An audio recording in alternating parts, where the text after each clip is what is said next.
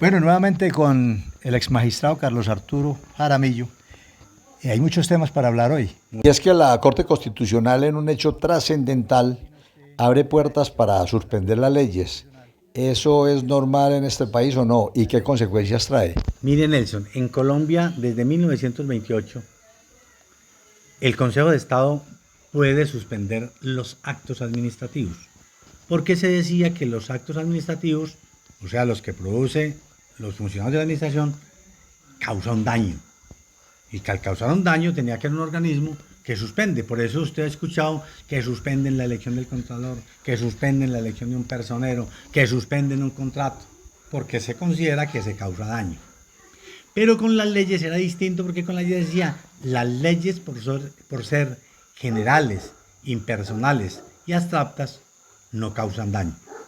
Pues la teoría jurídica empezó a evolucionar y decir, no, hay leyes que si en su aplicación causan daño.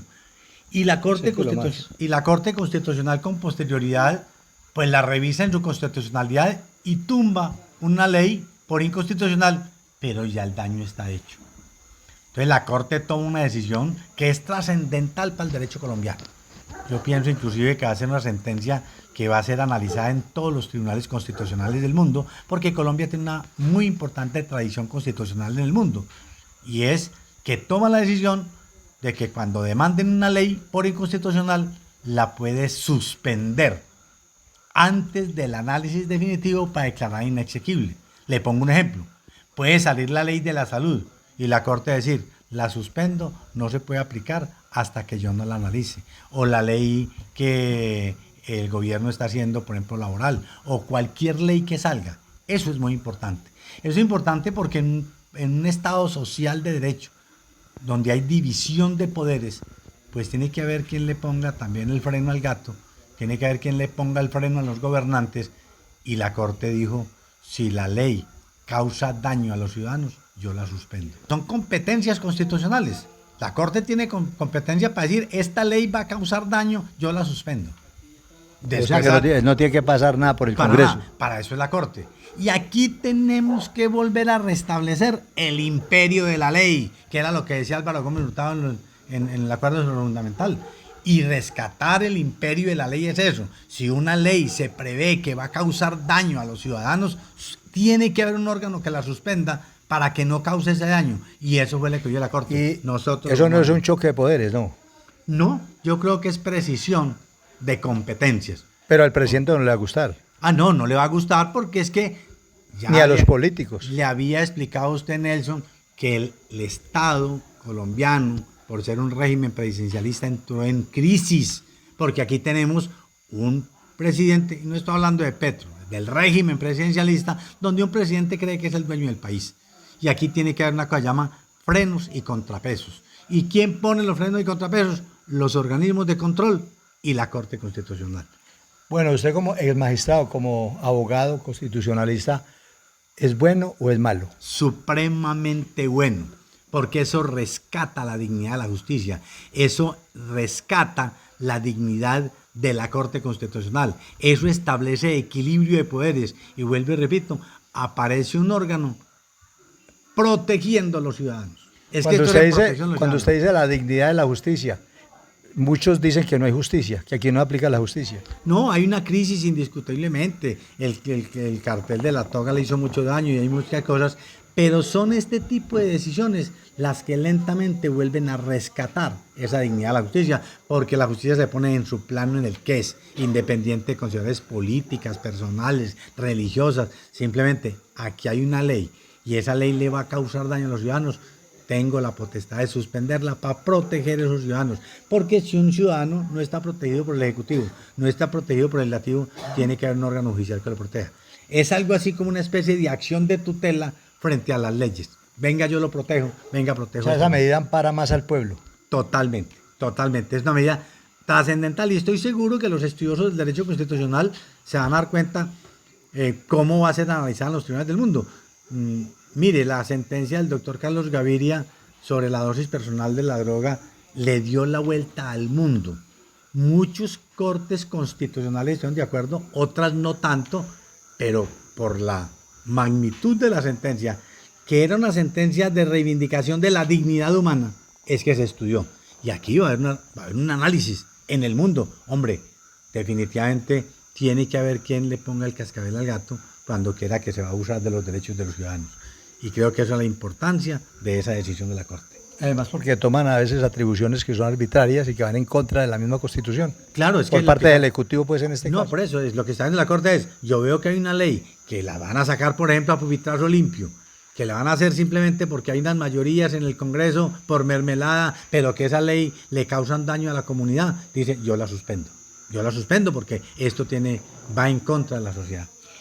Es de beneficio para el país esas discrepancias que hay entre el presidente Gustavo Petro con Nicaragua, con Chile, con el Perú y ahora con El Salvador. Hombre, eso son estrategias políticas. ¿Pero estrategia de quién? ¿Del presidente? Del presidente. Usted sabe que el presidente, cuando una forma de usted evadir los debates internos es llevarlo a debates internacionales.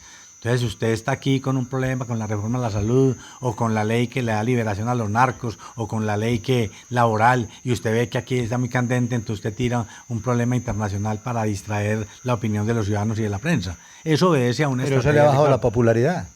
Puede que le baje, pero eso está, como decía el Chapulín Colorado, fríamente calculado. Usted tira una situación internacional para tapar una situación interna, para bajarle intensidad a las decisiones internas. Entonces usted se va más bien a un escenario internacional donde causa polémica, pero que a usted no le interesa mucho esa polémica, le interesa es bajar la polémica interna. Pero se le fue en contravía el tema con el presidente de El Salvador cuando dice que son campos de concentración. El día siguiente, la Guardia Indígena, que además acompañaron a la presidencia de Gustavo Petro, se toman la zona petrolera en el Caguán, asesinan a un agente de la policía y secuestran a los demás del ESMAD. El país tiene que volver, Nelson, por definir cuál es su política criminal. Eso es absolutamente claro. El país tiene que definir también qué va a entender por seguridad. Porque si la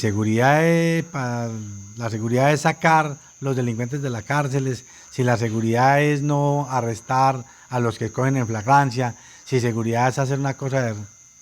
Entonces definamos qué entendemos por seguridad.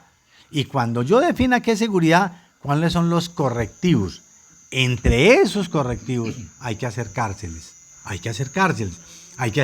Que habrá unos elementos de casa por cárcel, los elementos de trabajo y estudio, muchos propenden porque haya granjas agrícolas, porque haya empresas industriales y comerciales del Estado en la cual los obreros sean exclusivamente personas que estén privadas de la libertad, etcétera. Pero definamos primero qué vamos a hacer con la política criminal, porque es que el gran problema aquí es que por el fenómeno de la paz total, creemos que la impunidad es un instrumento para la paz total y a nuestro juicio, desde el punto de vista eminentemente jurídico, es donde el presidente se equivoca. O sea que en estos momentos el presidente pues, va en contravía de los principios constitucionales porque está abusando del poder. El mismo fiscal lo hemos visto muy fuerte opinando frente a los temas.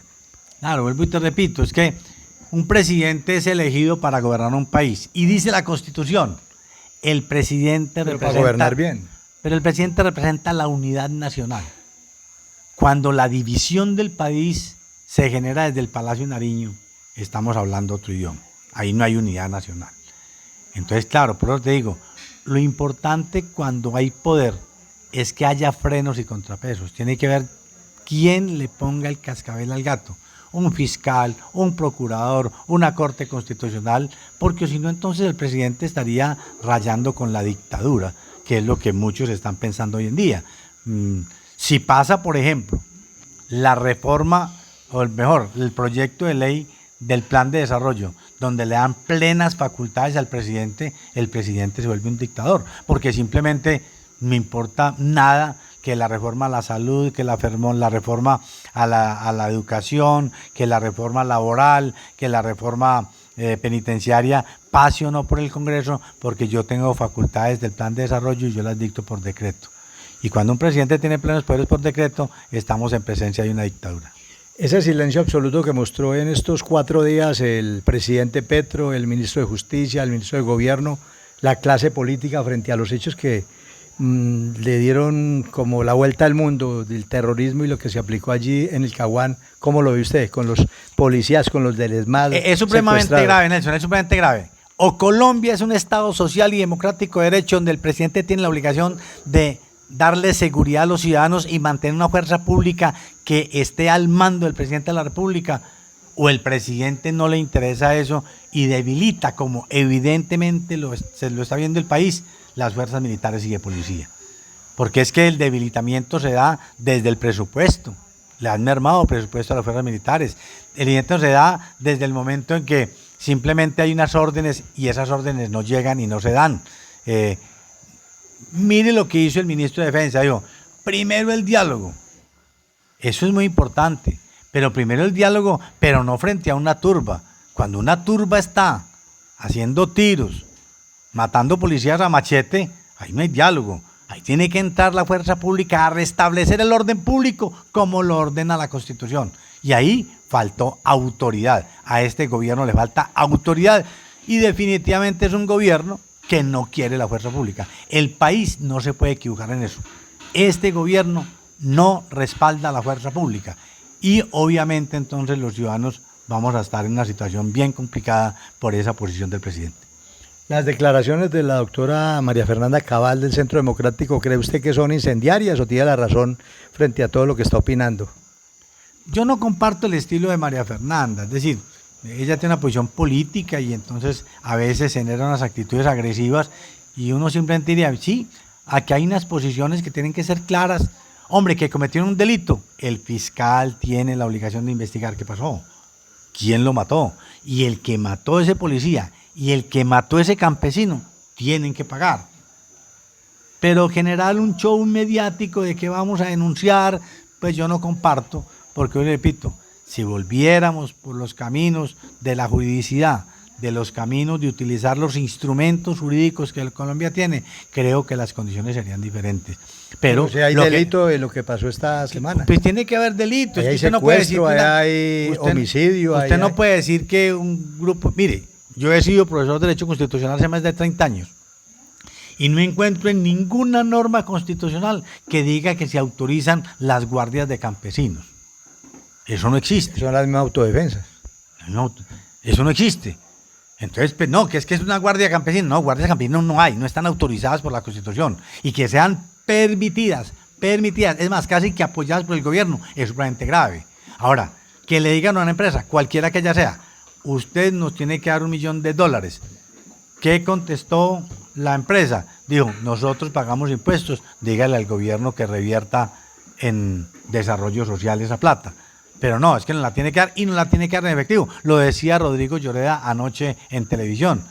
Entonces, cuando ya hay exigencias de ese tipo y nos la da o los matamos, o nos la da o quemamos esto, estamos inexorablemente frente a la presencia de delitos. Ahí hay delitos que le corresponde a la Fiscalía General de la Nación investigarlos. Y si hubo omisión o si hubo complacencia por parte del ministro de Defensa y del presidente, también tendrán que ser investigados. Otro caso que sale precisamente a la luz pública en momentos de dificultad, cuando el país está expectante por la toma de la Guardia Indígena, en donde secuestran a varios policías del ESMAD y asesinan a uno de ellos, es las declaraciones que dio la exesposa del hijo del presidente Gustavo Petro sobre los dineros que se recibieron por parte de algunas personas al margen de la ley para la campaña de Gustavo Petro. Allí también incluyen al propio hermano del presidente. A ver, Nelson. Es otro elefante blanco. Sí, pero ahí lo que hay que rescatar es que la Fiscalía investigue. Porque es que aquí también hay cosas mediáticas, no por el solo hecho de ser el hijo o el hermano de Petro. A eso es lo que no podemos seguir llegando. Que están inmersos en un delito, pues que la Fiscalía los investigue. Que son inocentes, tendrán que ser declarados inocentes. Pero no por el ser el hijo del presidente o el hermano del presidente, tienen una patente de corso para hacer en Colombia lo que quieren. No, señor, aquí hay unas autoridades y se tienen que someter a esas autoridades y esas autoridades determinarán si cometieron o no cometieron delitos. Pero según la ex esposa del hijo de Petro, dice que era platas para la misma campaña de Petro. Ella que Petro no sabía, pero que eran plata. Ella tendrá que sostener eso y tendrá que tener las pruebas. Lo importante aquí no es el hecho mediático, Nelson, es rescatemos la vigencia de la ley, rescatemos que la ley no se negocia, rescatemos que hay unos organismos que son la fiscalía y los jueces para juzgar los delitos, que sean ellos los que lo hagan. Porque es que el otro problema es que a veces usted es condenado desde los medios de comunicación. Entonces no se trata de eso, no. Para mí es más importante reivindicar eso. Reivindicamos que tenemos que rescatar las instituciones judiciales para que los ciudadanos vuelvan a tener seguridad jurídica. Eso es lo importante a mi juicio. Las actuaciones, declaraciones y lo que está haciendo el fiscal frente a las decisiones que está tomando el gobierno, ¿cómo lo ve? Yo pienso que es su obligación decir, por ejemplo, en la ley de sometimiento a la justicia hay unos micos, supuestamente para darle amnistía o para darle libertad a unas personas que han cometido delitos. Su obligación es esa, tratar de identificar esa ley hasta dónde realmente beneficia o no, o tiene los micos. Aquí hay un tema muy más de fondo inclusive. Un presidente fija una política de paz y establece unos instrumentos jurídicos para eso. Pero quien aplica las leyes en Colombia son los jueces. Un presidente de la República no puede darle libertad a un delincuente. Si ese delincuente se enmarca dentro de los parámetros que la ley le da al presidente, corresponde a un juez de la República darle su libertad. Un presidente no puede decir, suélteme a fulano, sino vea, este fulano es candidato, por ejemplo, para ser gestor de paz, aquí tengo la cosa, señor juez, mire si este ciudadano, por su conducta, por lo que corresponde, por la influencia que tenga dentro de la organización delictiva, reúne los requisitos y usted juez es el que le da la libertad. Es que aquí estamos creyendo que es que el presidente da libertades. Y en Colombia un presidente no puede dar libertad a ningún delincuente. Es un juez de la República. Por eso se encontró que unos jueces dijeron, yo no le doy la libertad. ¿Por qué no le da? Porque el juez analiza y considera que ese personaje que está aspirante a ser gestor de paz no reúne los requisitos de la ley para darle la libertad. Entonces, y eso es lo que tenemos que rescatar. No es que no haya gestores de paz, tiene que haberlos. Tiene que haber una política de paz. Y habrá unos delincuentes que son definitivos para buscar la paz. Pero si no están en el marco de las normas constitucionales y legales, es un juez el que dice si efectivamente se le da libertad para ser gestor de paz o no, pero no el presidente de la República. Rescatemos la división de poderes, rescatemos la posición de la Fiscalía y de los jueces para volver a tener, insisto, seguridad jurídica y para que los ciudadanos sean protegidos por la justicia. ¿Estuvo bien o estuvo mal o una decisión equivocada la del presidente Gustavo Petro de cambiar ministros y notificarle a los titulares? En el caso de los 3 ministros que... Todos los ministros son de libre nombramiento y remoción, pero hay cosas de cortesía que no van más allá de la legalidad. Yo pienso que cuando un personaje está colaborando con un gobierno, lo más elemental es llamarlo y decirle por cortesía. Eso denota un estilo de gobierno autocrático. Aquí mando yo y se va y hasta luego. No, hay cosas de elemental cortesía que se deben rescatar. Pienso que los gobiernos tienen que ser más elegantes en la forma de... Laureano Gómez decía que los ministros son fusibles para quemar cuando hay cortocircuitos políticos. Y si hay un cortocircuito, y entonces yo quemo el fusible que es el ministro, pero yo le digo, venga hermano, yo lo tengo que cambiar, las condiciones son estas. Usted sabe que todos los ministros cuando entran saben que al otro día se pueden ir o inmediatamente pueden ir. Pero vuelvo y repito, hay cosas de cortesía. Mucha solidaridad de los artistas, de una cantidad de activistas culturales respaldando a la que era ministra de Cultura. Cultura y Deporte. Y Cultura y Deporte, además porque el viceministro estaba tomando las atribuciones que no eran, pues prácticamente de la mano con la primera dama de la nación que le está dando las atribuciones a él y estaba desconociendo a la señora ministra que tiene mucho reconocimiento, no solamente a nivel nacional, sino a nivel internacional en la parte cultural. Reconocida mundialmente en su actividad cultural. Pero te digo, es que hay cosas que son de elemental elegancia. Es que la cultura es eso, son expresiones del espíritu. Cuando un hombre no se ha movido en el mundo de la cultura, pues de él se puede esperar cualquier cosa. Y lo cortés no quita lo valiente. Así de sencillo.